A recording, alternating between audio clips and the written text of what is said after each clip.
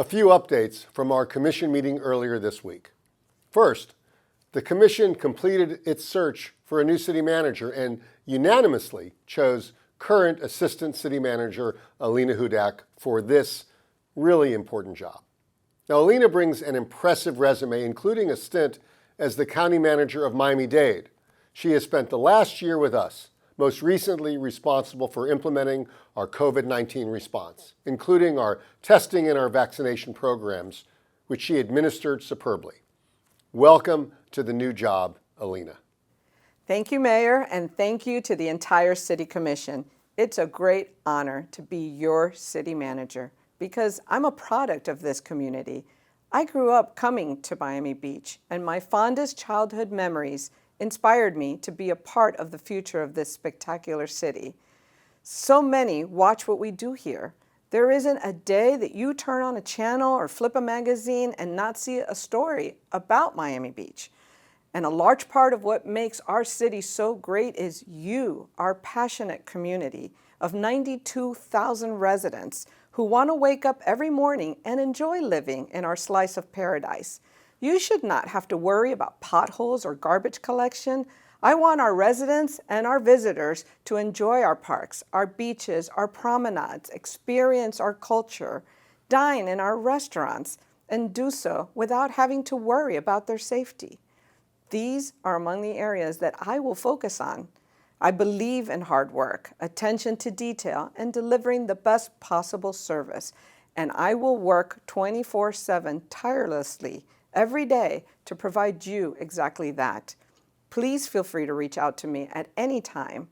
Once again, I'm honored to have been given this opportunity, and I don't take this opportunity lightly. I want to be a part of Miami Beach's future and to lead our government and its residents through this difficult pandemic and towards what I believe is a brighter future. Thank you so much. The commission also took some decisive action regarding South Beach. We preliminarily approved a 2 a.m. cutoff for alcohol sales in the entertainment district and eliminated noise exemptions on Ocean Drive. We also passed items limiting standalone bars in this area. There is much more to do as we are now considering zoning changes that will incentivize the conversion of this district into a mixed-use work, live, play area, a true Art Deco cultural district. So stay tuned. So now let's turn to vaccinations and COVID infections. Some news regarding vaccinations. Our city is doing pretty well. While I think the numbers are a little inflated due to inclusion of seasonal residents or inaccurate census numbers, it would appear that we have gotten vaccines to most of our seniors. For those who are unvaccinated, please take care of this. We are calling up our seniors, knocking on their doors, and doing everything we can to get them out of harm's way. But you can help. If you know of someone who has not gotten their vaccine, please urge them to do so. They can also call us to help get them protected. Now, if they are homebound, we will go to where they are, and one of our fire personnel will give them their shot. Our city has delivered nearly 12,000 vaccinations already, so thank you to city staff who are prepared to do even more. Now, with regard to our overall population, about half of us have received shots. While that's much better than the state average, we all need to really take care of this. To help, we have some important news regarding vaccinations. Starting tomorrow, Saturday, April 24th, the Convention Center walk-up testing site will be permanently converted to a walk-up vaccination site.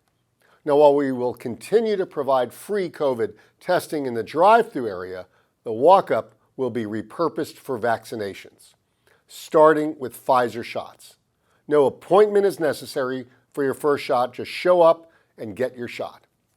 Also, Commissioner Richardson is organizing pop-up vaccination opportunities in North Beach and South Beach all weekend long. So this weekend, there is absolutely no excuse for not getting your vaccination. Now, with regard to infections, it is pretty clear younger people are getting the virus in much larger numbers than before, probably due to the high percentage of seniors who have been vaccinated.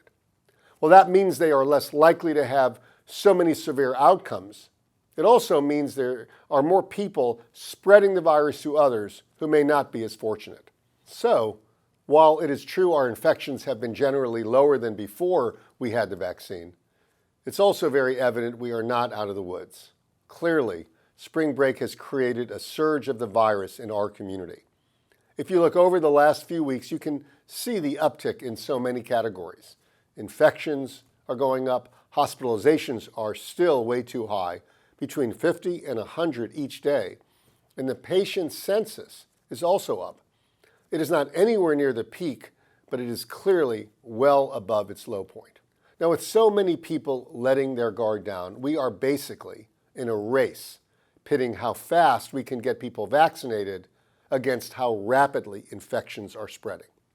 What I mean by that is, with the economy opening up so quickly, the only protection people really have is the vaccine.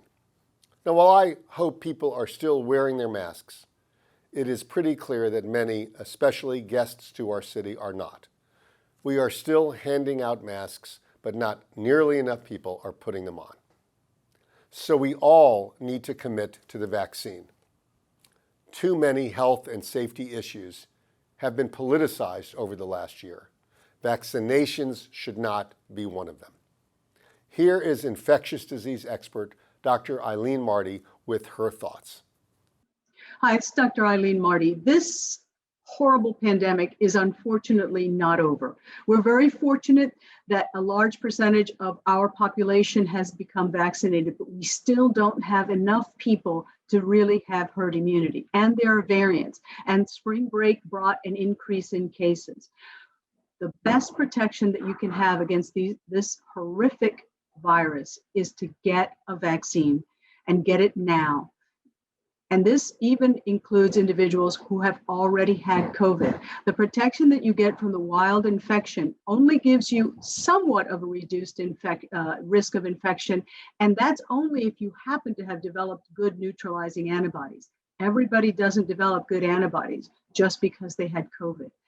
So please get your vaccine and get it as soon as it's available for you. Thanks, Dr. Marty. So thank you for your patience, your calm, and your sacrifice. Stay healthy, and for a bit more, mostly at home. And please, please, please get your shot.